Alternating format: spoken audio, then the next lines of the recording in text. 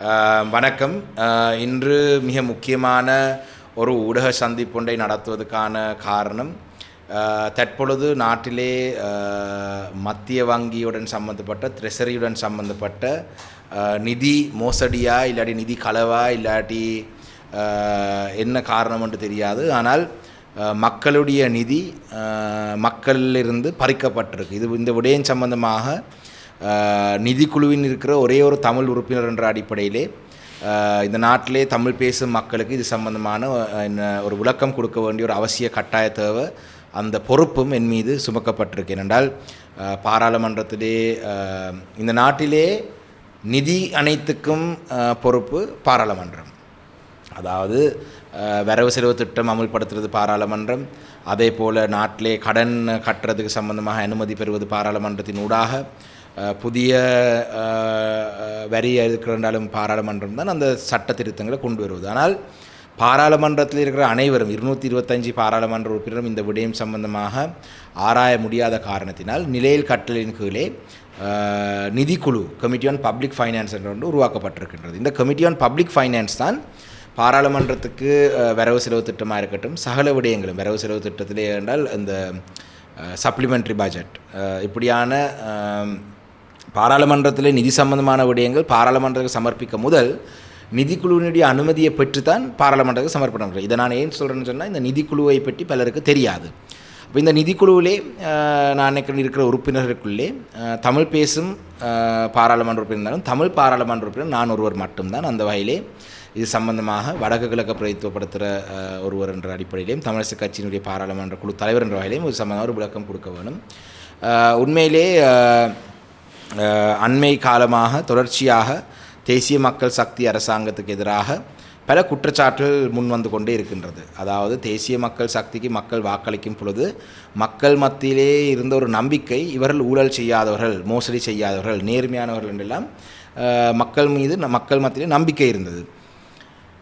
ஆனால் அதே நேரத்தில் நாங்கள் தொடர்ச்சியாக சொன்னவங்க ஒரு விடயம், இவர் அனுபவம் குறைவு, இவங்களுக்கு அனுபவம் போதாதென்ற விடயத்தையும் நாங்கள் சொல்லியிருந்தோம். நாங்கள் இருந்த பொழுதும் அண்மை காலமாக நடந்த ஒரு சில சம்பவங்களை பற்றி பார்த்தால், நிலக்கரியோடு சம்பந்தப்பட்ட ஊழல் குற்றச்சாட்டு, இந்த நிலக்கரியினூடாக 35 பில்லியன் ரூபா வரைக்கும் இதுவரைக்கும் நட்டம் வந்திருக்கிறதாக ஒரு சில நிபுணர்கள் சொல்லியிருக்கிறார்கள். 35 பில்லியன் ரூபா. அதே நேரத்தில் அதனை தொடர்ந்து பார்த்தீங்கன்னு சொன்னால், லால்காந்த் அமைச்சர், விவசாய அமைச்சருடைய ஒரு வீடு, அந்த வீடு ஒரு சர்ச்சைக்குரிய விடயமாக மாறியிருக்கின்றால் அவருடைய அந்த வீடு தன்னுடைய சொத்து படிவத்திலே இல்லை. அதே நேரத்தில் அந்த வீடு கட்டுறதுக்கு அவருக்கு எங்கே இருந்த நிதி வந்ததுன்றது சம்பந்தமான ஒரு சர்ச்சை வந்திருக்கு. அதே போல தான் ஊடகங்களிலே அவருடைய சொத்து சம்பந்தமாக எத்தனையோ பல கோடிகள் சொத்து இருக்கின்றெல்லாம் வந்தது. அதே போல தான் சமந்த வித்யாரத்னன்ற அமைச்சர் 21 லட்சம் ரூபா தனக்கு வருமானம் வருவதாக மிளகு தோட்டம் வைத்திருக்கிறதாக சொல்லியிருக்கிறார். அதை எல்லாத்தையும் தாண்டி இன்று மிகவும் ஒரு முக்கியமான பிரச்சனை வந்திருக்குன்னு சொன்னால், ட்ரெஷரியிலே இருந்து $2.5 மில்லியன், அதாவது சுமார் ஒரு 700 மில்லியன் ரூபா காசு எங்கே போனன்னு தெரியாத ஒரு பிரச்சனை வந்திருக்கு. அதனை தொடர்ந்து நலிந்த ஜெயதிசா அமைச்சர் அவர்கள் சொல்லியிருக்கார், இன்னொரு $600,000 அதாவது கிட்டத்தட்ட ஒரு 150 மில்லியன் ரூபா 200 மில்லியன் ரூபா காசு காணவில்லை என்று சொல்கிறார். அப்போ இதெல்லாம் நிதிக்குழு தான் இது சம்பந்தமாக விசாரணை செய்ய வரும். அந்த வகையிலே நாங்கள் நிதிக்குழுவுக்கு முன்பாக ட்ரெஷரி செக்ரட்டரியை வர சொல்லியிருந்தாலும் கூட, ட்ரெஷரி செக்ரட்டரி அவர்கள் தான் வரமாட்டேன் என்று சொல்லி ஒரு செய்தி அனுப்பியிருக்கிறதாக சொல்லப்பட்டிருக்கு. ஆனால் நிதிக்குழு கூட்டம் நடைபெறும், அதிலே ட்ரெஷரி செக்ரட்டரி வர வேணும் என்ற நிலப்பாடிலே நிதிக்குழுவை சேர்ந்து நாங்கள் இருக்கின்றோம். அந்த வகையிலே இந்த அரசாங்கத்தினுடைய காலப்பகுதியில், அதாவது இந்த சைபர் அட்டாக் கொண்டு ஹேக் பண்ணி $2.5 மில்லியன் ரூபா போனது என்று சொல்கிறது ஏற்றுக்கொள்ள முடியாத ஒரு விஷயம். $2.5 மில்லியன் ஏனென்றால் இதிலே 13 தொடக்கம் 16 பேருடைய அனுமதியுடன் தான் இந்த நிதி வெளியிலே போயிருக்கின்றது என்று தான் இன்று பரவலாக பேசப்படும் விடயம். அந்த அடிப்படையிலே இந்த விடயம் சம்பந்தமாக பல சந்தேகங்கள் வந்திருக்கின்றது. அரசாங்கம் நம்பிக்கையில்லா பிரேரணைக்கு பிறகு அமைச்சர் ராஜினாமா செய்திருக்கிறார். அப்போ இன்று இந்த அரசாங்கம் எங்களுடைய இந்த விடயங்களை நாங்கள் ஏன் சொல்கிறோம் என்று சொன்னால், அரசாங்கம் மிக கவனமாக இந்த காலப்பகுதியை கையாள வரும். ஏனென்றால் மக்களுக்கு அரசாங்கம் மீது நம்பிக்கை, அதாவது தமிழ் பேசும் மக்கள் என்ன நிலப்பாடில் இருக்கிறாங்கன்றது நாங்கள் எங்களுடைய ஊடகங்களை பார்த்தால் தெரியும். ஆனால் சிங்கள மக்கள் மத்தியிலே இன்று அரசாங்கம் முழுமையாக செல்வாக்கை இழந்து அண்மையிலே ஒரு செய்தி ஒன்றை பார்த்திருந்தேன்.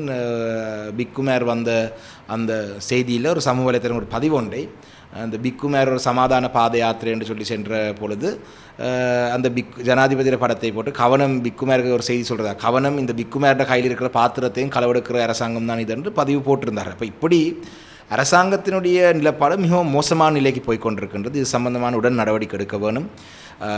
நாங்கள் தொடர்ந்து சொன்னது, இதில் களவு இல்லாவிட்டாலும் கூட சில நேரம் நமக்கு தெரியாது, அரசாங்கம் சொல்கிற விடயம் நிலக்கரி விஷயத்தில் இது களவெடுக்கப்படலை, ஆனால் தரம் குறைந்த நிலக்கரி வந்திருக்கின்ற அவர்கள் சொல்கிறார்கள். அப்போ தரம் குறைந்த நிலக்கரி வந்திருக்கின்ற செயல்திறன் இல்லாதவர்கள், வேலை செய்ய தெரியாதவர்கள், அனுபவம் இல்லாதவர்ன்றது இப்போ அம்பலமாகி கொண்டிருக்கு. மஹிந்த ராஜபக்ச ஜனாதிபதியாக இருந்து $18 பில்லியன் களவெடுத்து குற்றச்சாட்டு இருக்குது. அப்போ இந்த அரசாங்கம் இன்று அந்த எண்ணிக்கையே வேகமாக எட்டி கொண்டிருக்குது. செயல்திறன் இல்லாதபடியாவா ஊழலாலையான்றது பொறுத்து இருந்து தான் பார்க்க வேணும். அதே போல தான் இந்த அரசாங்கமும் இந்த நாட்டை தொடர்ந்து மாறி மாறி ஆட்சி செய்த ஆட்சியாளர்கள் அனைவரும் 75 ஆண்டுகளாக பௌத்த மதத்தை வைத்துக்கொண்டு பௌத்த மதத்தை வளர்க்கிறதுனூடாக தங்களுடைய அதிகாரத்தை உறுதிப்படுத்தியிருக்கிறார்கள், தங்களுடைய செல்வாக்கை அதிகரிக்க முயற்சித்திருக்கிறார்கள். இந்த அரசாங்கம் வந்த பிறகு பௌத்த மதத்தை வைத்துக்கொண்டு தலதா மாளிகையிலே வந்து முதல் ஆரம்பித்தார்கள் புத்தருடைய அந்த புனித சின்னங்களை காட்சிப்படுத்துறதாக. அதனைத் தொடர்ந்து இந்தியாவிலே இருந்து புனித சின்னங்களை காட்சிப்படுத்துறது கொழும்பு கங்காராமையிலே செய்தார்கள். அதனைத் தொடர்ந்து இப்போ 10 நாட்களாக சமாதான பாத யாத்திரை என்று சொன்னார். அப்போ இது இவர்களும் உண்மையிலே மக்கள் முகம் கொடுக்கிற பிரச்சனைகளுக்கு தீர்வுகளை காணுவதை விட பெரும்பான்மை சமூகத்தை பௌத்த துறவிகளை திருப்திப்படுத்துவதை பிரதான விஷயமாக வைத்துக்கொண்டு நடவடிக்கை எடுக்கிறார். அதை விட்டு மக்கள் மத்தியிலே மீண்டும் நம்பிக்கையை பெறக்கூடிய வகையாக அவங்களுடைய செயல்பாடு அமைய வேணும். நிதிக்குழுவிலே இன்று மாலையிலே அந்த ட்ரெஷரி செக்ரட்டரி வருவாரா இல்லையான்றதை பொறுத்திருந்து பார்த்து மிச்ச விடயங்களை நாங்கள் கருத சொல்லாமல் நினைக்கிறேன். நன்றி.